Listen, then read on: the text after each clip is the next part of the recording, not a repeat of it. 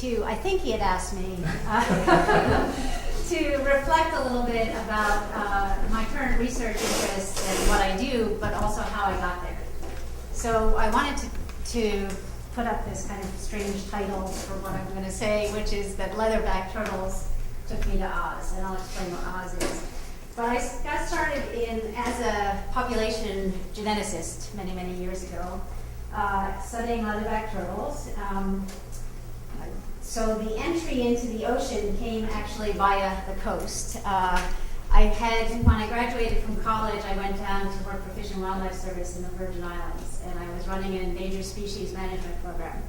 And one of the species was the leatherback turtle, a very highly endangered species, which I'm sure you have seen, at least some of you, while out at sea. This is a really fascinating critter. The largest of the reptiles, very, very far-ranging. And when President Reagan, this is how far back this goes, when President Reagan axed all of the endangered species programs across the country, I found myself, out of a job and not knowing what I should do. So I decided to go back to grad school. I went to URI, and I worked on leatherback turtles for my dissertation. And at the time, there was this assumption that all the leatherback turtles in the Atlantic Basin and in the Pacific Basin, that each basin's turtles were commingling, and there was one homogeneous population.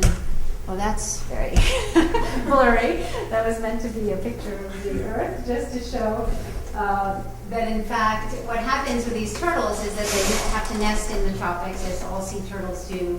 But then they travel, the leatherbacks, to very cold waters because they feed primarily on jellyfish. And because they are nesting in different parts of the tropics in isolated nesting populations, but all commingling in areas around Greenland in the Atlantic and in the southern Pacific Ocean, that there was this assumption that these populations are all mixing and that the animals can be treated as basically basin-wide deans. And the implications for management were that no matter where you made your investment in order to try and bring this population back and conserve it, it would be the same, more or less. So it didn't matter whether you invested in a nesting beach in Costa Rica or you invested in a nesting beach in the Virgin Islands, because whatever you were doing to help that population was a single population. Well, it turns out that actually these populations are just genetically very, very distinct.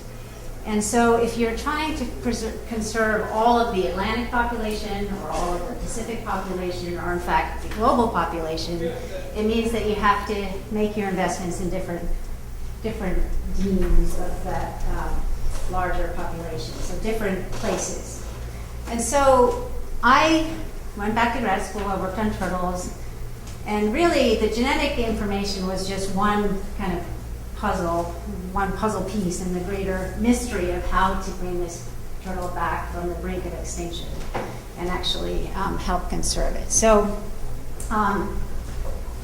there was also, I should say, this is now early 1980s, this kind of naive thought that what conservation required was that you set aside areas for animals, for plants, for nature.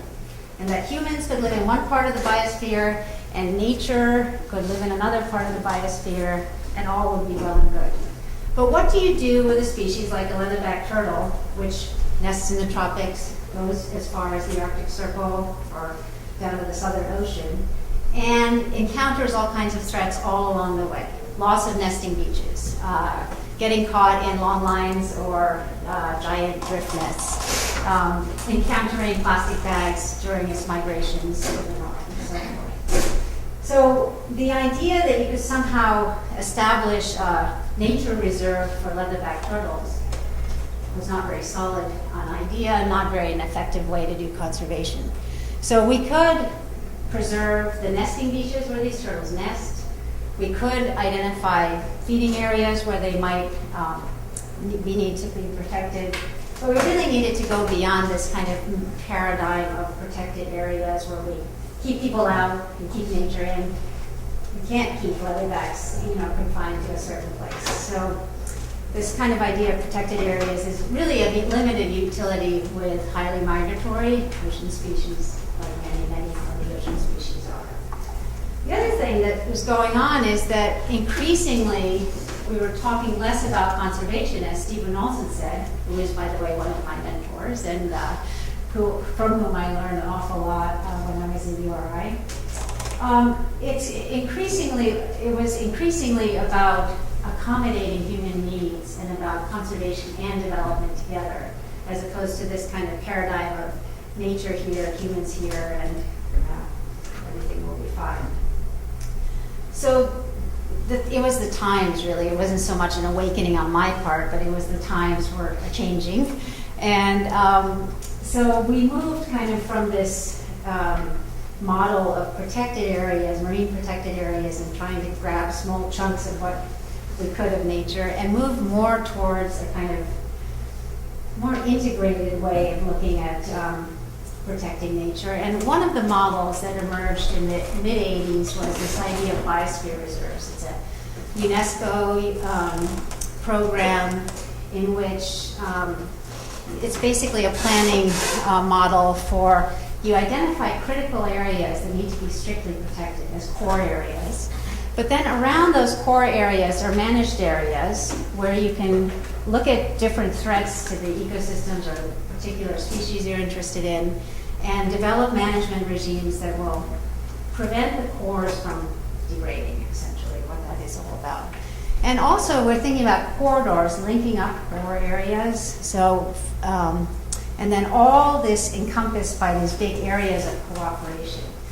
And biosphere reserves, when they moved out to sea, because they were developed like everything else as a terrestrial tool, so they were pushed out to sea and had to be amended. These biosphere reserves meant that all of a sudden nations were starting to talk together about how to jointly conserve, protect, manage, and so forth. And I have to just say a little anecdote. When I was here at UI in the mid-'80s, I was invited to sit on a panel with the US and Canada to do biosphere reserve planning in the greater Gulf of Maine area.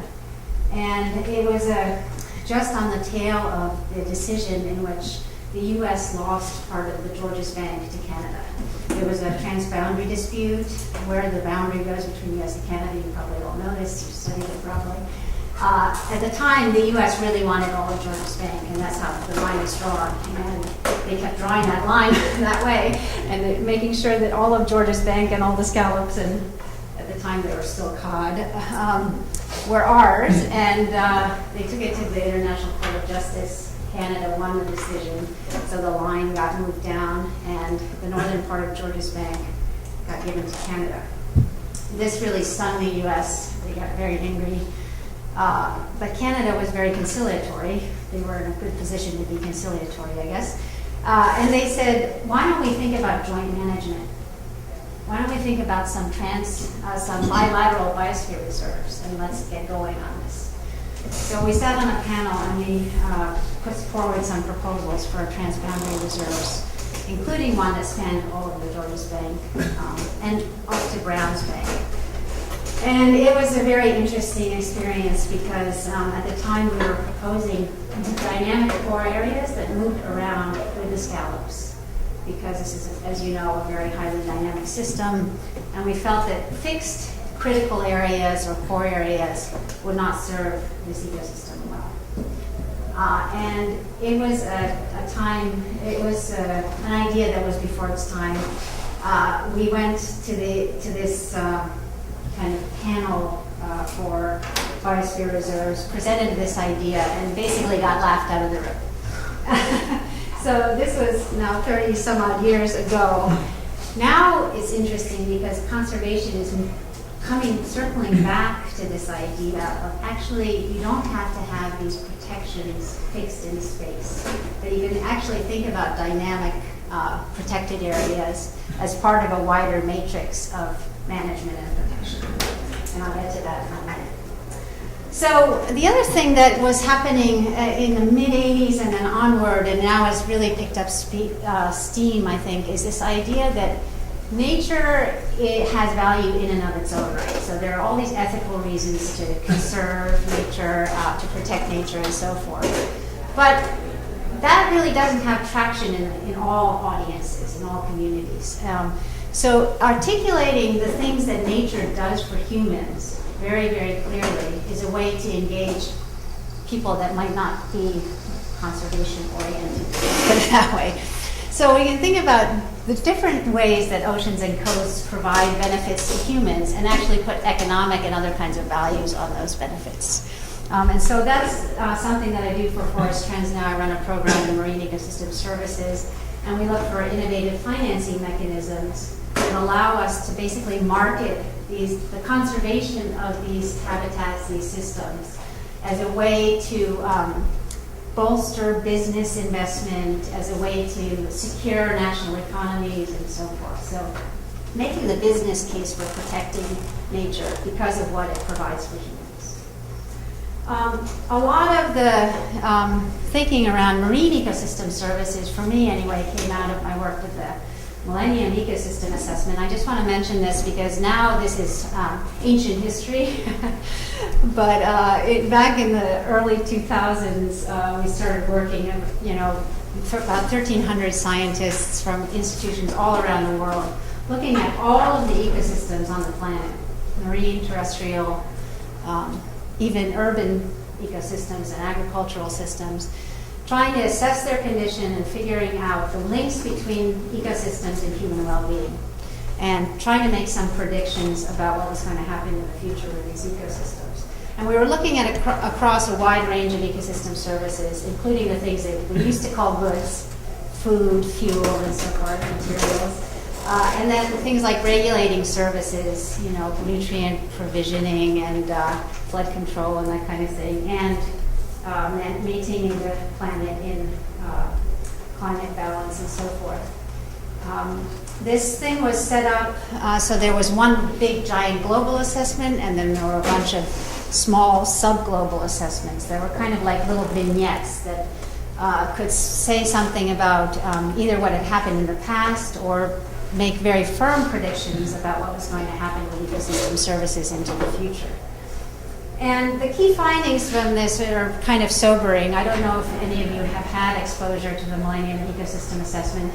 They're big volumes and lots of documents on the website and so forth. But the basic message is that, first of all, that ecosystem services provided by nature are critically important to human well-being. Human well-being is something that can be measured. It's not this touchy-feely thing. I don't need to say that to the social scientists in the room, but as an ecologist, I always kind of thought that human well-being was this amorphous thing, and actually it's a rigorous thing that can be measured by a bunch of different criteria. So nature provides essential ecosystem services without which humans cannot live. That about 2/3 of these services that were assessed in the Millennium Assessment have been degraded and lost. And it's the regulating and supporting services that we don't attach economic value to that are most at risk. These are things that we don't recognize the value usually until those systems or those services are lost. So I headed up the coastal assessment for the Millennium Assessment, and I won't go into the detail of that, but we were looking at these basic services. So, providing food and materials, obviously a big one in all parts of the world, and increasingly important, but so too the things like filtering water from pollution and buffering land from storms and so forth. And there's been a lot of talk about that in recent years with Hurricane Sandy and other events that really woke up people to, wow, these coastal ecosystems really do something for us, and it's a pity that we kind of destroy them in our rush to develop. Globally, at the time of the Millennium Assessment, about 40% of the global population lived in a very, very small coastal belt, which we define very conservatively, much more conservative. You've probably heard the figure of 2/3 of the world population that's on the coast, or 3/4. We define it more narrowly for our purposes for the assessment.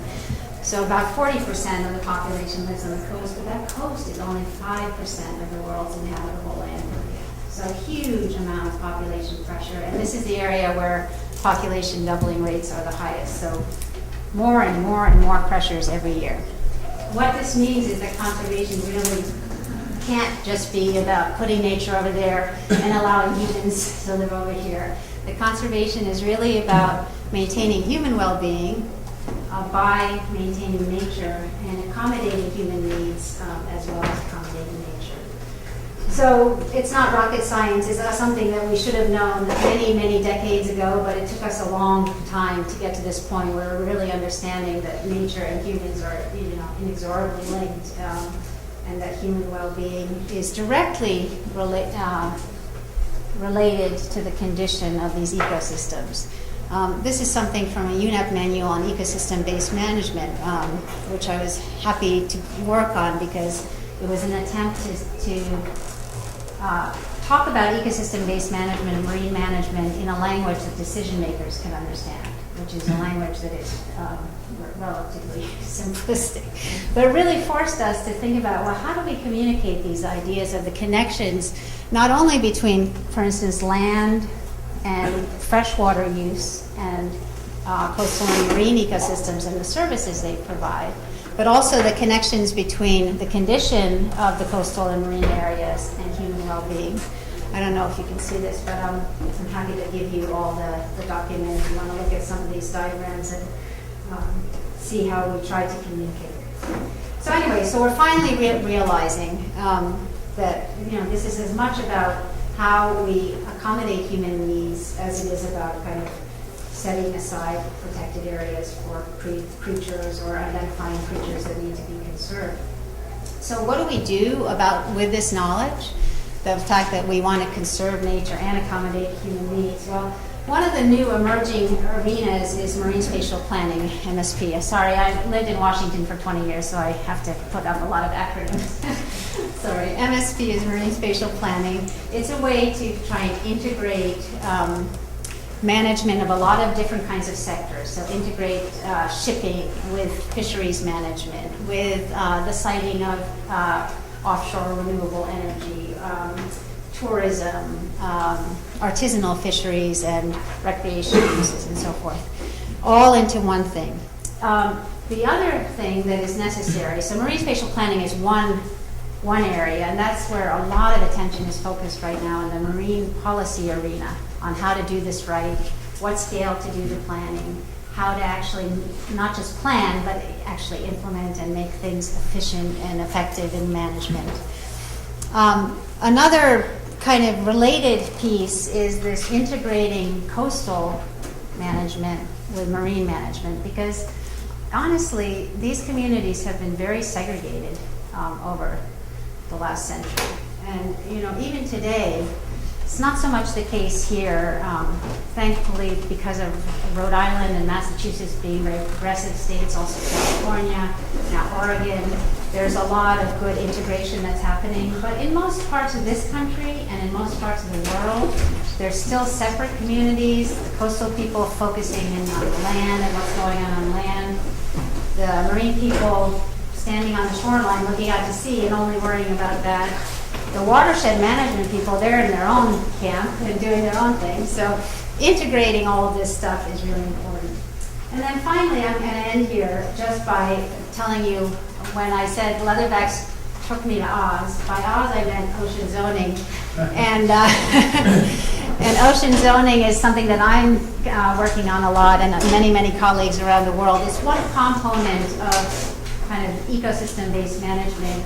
It's how you take the scientific information you have about ecosystems, about how we impact ecosystems, about how we can tailor solutions to counter those threats, and put it in a systematic whole so that we're really much more strategic about our investments in conservation and in management. So we don't find ourselves in the situation that I started out with a leatherback turtle who nests in the tropics, goes to the far, temperate or high latitude areas, and encounters all these threats in between, and we just keep throwing money and money and money at the nesting beach or a particular threat to a turtle population, And instead, we think about that turtle in its element, which is the whole world ocean, and think about the whole set of biodiversity elements that we want to conserve. And we think about all of the uses that we want to accommodate, and we systematically and strategically address all those things simultaneously. So with that, I'm going to end. And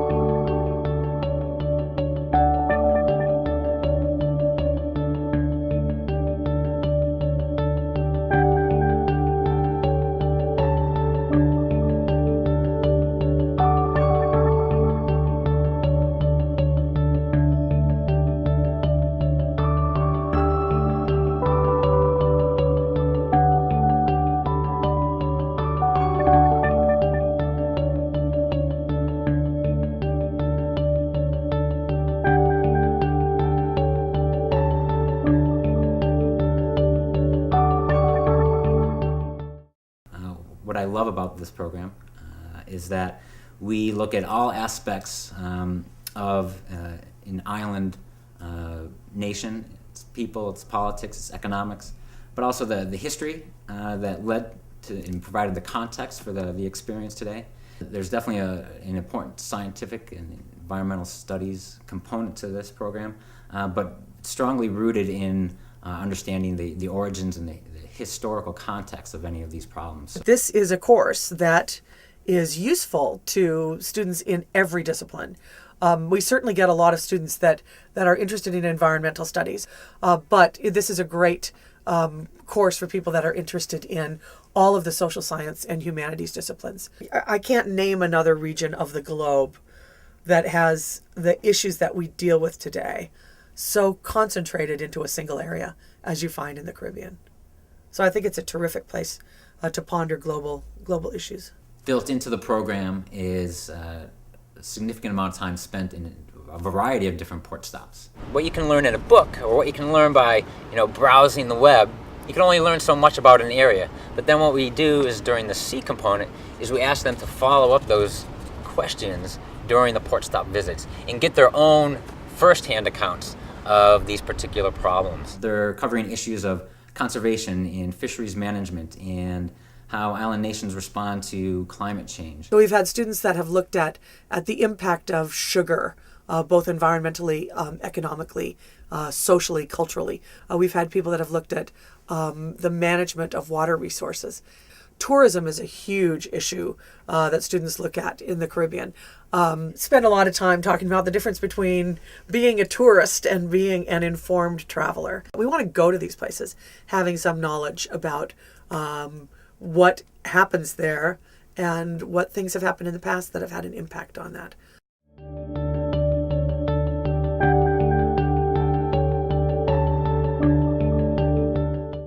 Oceans and Climate at S.E.A. is a program that really focuses on high-level science related to the carbon cycle of the ocean, sort of carbon in a big scale, how it relates to global climate.